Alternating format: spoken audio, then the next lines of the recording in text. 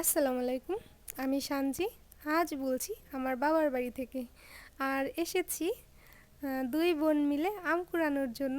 অনেক আম পড়েছে, সেগুলো হচ্ছে বালতি ভরে আমগুলো নিয়ে যাব। আর আম কুড়াতে কুড়াতে মনে পড়ে গেল সেই ছোট্টবেলার প্রিয় আর পছন্দের কবিতাটি। মামার বাড়ি জসিমউদ্দিন, আয় ছেলেরা আয় মেয়েরা ফুল তুলিতে যাই, ফুলের মালা গলায় দিয়ে মামার বাড়ি যাই, মামার বাড়ি ঝড়ের দিনে আম কুড়াতে সুখ, পাকা জামে মধুর রসে রঙিন করি মুখ।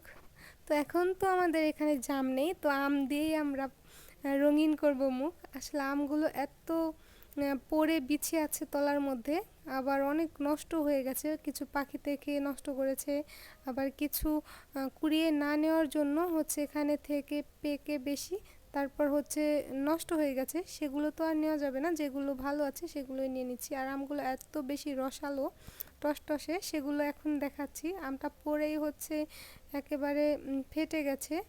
অত বেশি পাকা না, তারপরেও হচ্ছে যেহেতু অনেক বেশি রসালো আর নরম, খুব একটা আঁশ নেই, সেই কারণে হচ্ছে পড়ার সাথে সাথেই এভাবে ফেটে যায়। আর যেহেতু এখানে কাদামাটি, বৃষ্টি হয়েছে কিছুদিন আগেই, মাটিটা একটু নরম আছে, তাই সবগুলো ফাটেনি, কিছু কিছু হচ্ছে ফেটে গেছে আর কিছু আস্ত আছে। যেগুলো ফেটে গেছে সেগুলো তো এখনই খেয়ে ফেলতে হবে, আর যেগুলো ভালো আছে সেগুলো 2-1 দিন রেখে তারপর খাওয়া যাবে।